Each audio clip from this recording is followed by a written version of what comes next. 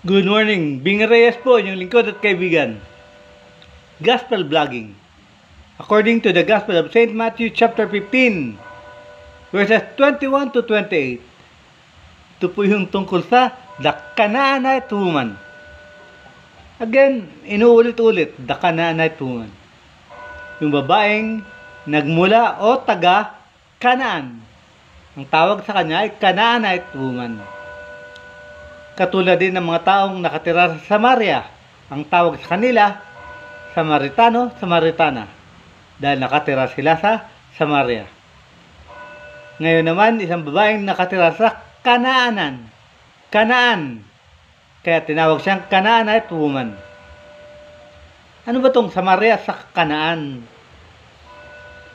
Ang bayan ng Samaria at bayan ng Kanaan ay mga bayan nga hindi kasali sa hinirang nga bayan ng Diyos.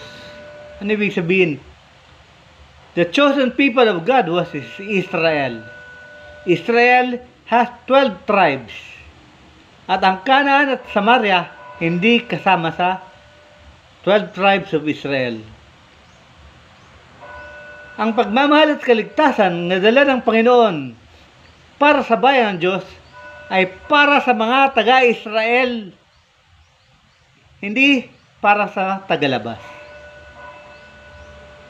Kaya kung ano man ang sabihin natin Panginoon, maunawaan natin dahil nga ang Kanaan at ang Samaria, ang mga Canaanite at mga Samaritana, hindi kabilang sa mga pinagpala.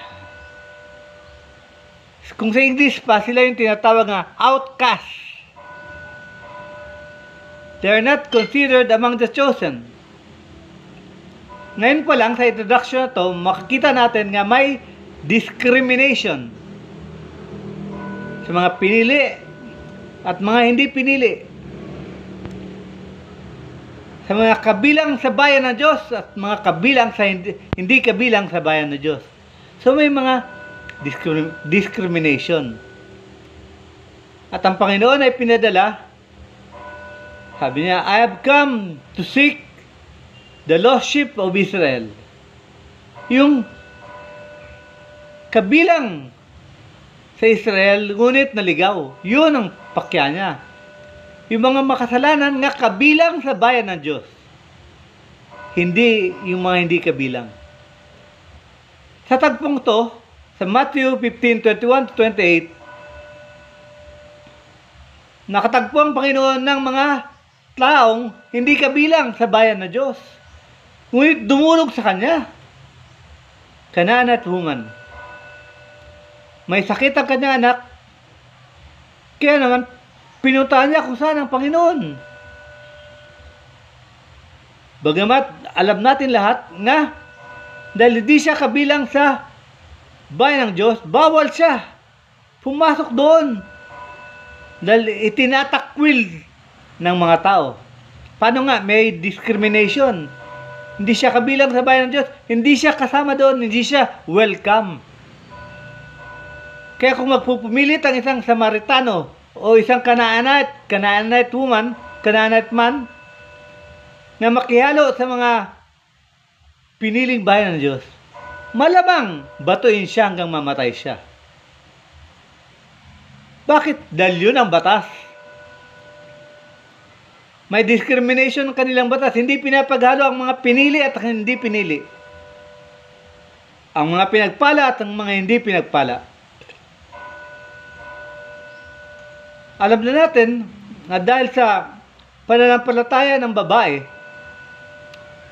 na taga Canaan at sa kanyang pagpapakumbaba, tinanggap siya ng Panginoon. Tinanggap siya ng Panginoon. Pinagbigyan. Hiniling ang kanyang kahilingan. Yung sa buka ng isang bayan, malapit sa Capernaum, malapit sa Judea, doon pumunta yung babae, taga Canaan. Doon hintay niya ang Panginoon nga lumabas. At paglabas natin Panginoon, dumulog siya. Nagbigay pugay siya. She paid homage. Yung mga piniling tao nga ng Diyos, dahil na pinili sila, mapalit sila, hindi sila nagbibigay pugay. Parang wala lang, parang ordinaryo lang yung Panginoon. Ang ginawa ng babae, mula pa siya kung saan, sa Kanaan, malayong lugar. Judea na kasi yun Judea, Capernaum. Nagbigay pugay siya. Hindi ininda kung malayo ang nilakbay, hindi niya ininda yun. Hindi ininda kung pwede siyang patayin, batuin ng matao. Hindi. Basta makadulog lang siya sa ating Panginoon. At yun nga, yung nasa harapan niya ang Panginoon. Ano kailangan mo sa akin? Nagbigay pugay siya. Ibig sabihin, kinikilala niya ang ating Panginoon. Panginoon, ang aking anak, nagmamakaawa ko, tulungan nyo. Nagagaw buhay na, may sakit. Ano sabi ng ating Panginoon? Hindi ba napakasayang naman na ang biyaya para sa mga anak ibibigay lang sa iba? Dahil nga iba siya, hindi siya kabilang sa anak ng Diyos. Kaya sabi ng Panginoon, tinanggihan siya ng Panginoon. Ay naku, ang biyaya, ang dala ko para sa mga anak ng Diyos. Hindi ka kasama doon. Ano tugon ng Canaanite woman? Panginoon, nagmamakaawa ko. Kung gugustuhin mo, mangyayari. Oo, totoo, hindi ako kabilang. Ngunit, yung mga aso nga, pinapayagan nga, kainin ang mga mumo, nga nahulog galing sa lamesa ng mga Panginoon nila. Hihiling ko, payagan nyo kami makakain sa mga mumo, tira-tirang biyaya. Dahil ito lang kailangan namin. Hindi na niya pinahanap yung kikilalanin siya kung ano, posisyon, pwesto, whatever. Niling lang niya yung mga tira-tira. Tira-tirang biyaya ang galing sa lamesa ng Panginoon, nahulog, pinapayagan nga yung mga aso. Parang sinabi niya yung mga aso nga, pinapayagan kami pa kaya. Naantig ang Panginoon, aba, nagpakumbaba siya. Inalintulan niya ang sarili niya sa mga aso. Pangalawa, at naniniwala siya. Kaya tugon ng Panginoon, outright, great is your faith. Napakadakila ng iyong pananampalataya at dahil dito, ang iyong hiling ay pinagbibigyan. Gumaling agad ang kanyang anak. Humayo ka. At tumayo na siya. Dahil bawal siya pumasok, babatuin siya mga tao, lalo na kung nalaman ng mga tao na nakaranggap siya ng biyaya. Dahil hindi pinagbibigyan biyaya ang mga hindi anak ng Diyos. Yun yung batas. Pinakita dito sa Ebanghelyo ang tinatawag nating kahinaan ng Diyos. Hindi naman kahinaan. Ang labis na pagmamahal ng Diyos. Kung meron tayong pagpapakumbaba at kung meron tayong pananampalataya. Higit sa lahat, ang ating pagpapakumbaba at ating pananampalataya ay sapat na para iwakli ng Panginoon, iwakli ng Diyos ang mga discrimination. Dahil hindi siya pinili, hindi siya kabilang, dahil iba ang ginagawa niya, iba ang kanyang lahi. Ngunit meron siyang pananampalataya, may nagpapakumbaba siya. Sapat na yun sa Panginoon para iwakli yung batas na yun, iwakli yung pananaw na yun, na hindi sila pinili. Basta naniwala sila, basta nagpapakumbaba sila, ayos, pagbibigyan tayo ng may kapal. Alam naman ng babaeng Canaanite ang batas tungkol sa kanila nga at sa pera sila. They are social outcasts. Alam nila yon. Kaya hindi sila makapasok sa bayan. Sa bukana lang sila naghihintay. Dahil pag pumasok sila, baka batuin sila dahil hindi sila kabilang sa bayan. Anong pinapakita dito? Ano man ang ating kalagayan, makasalanan o hindi, kabilang sa pinagpala o hindi,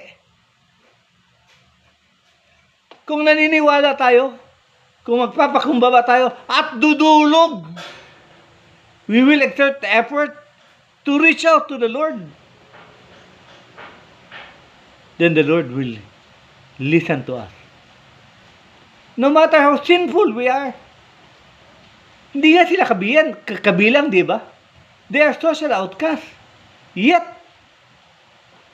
the Lord listened to her because of her faith, because of her humility.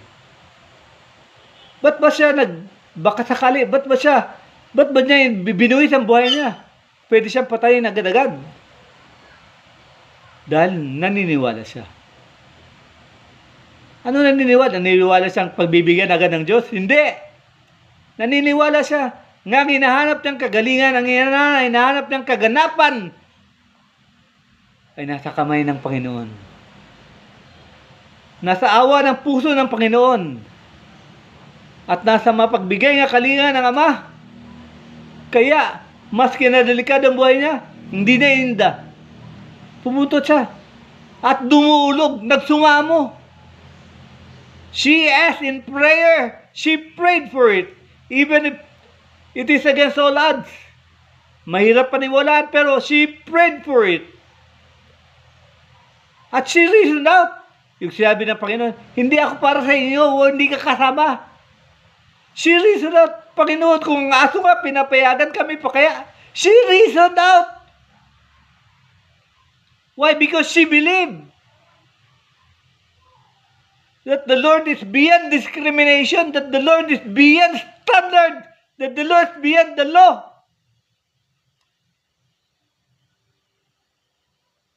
And because of that, the Lord listened to her and granted her request.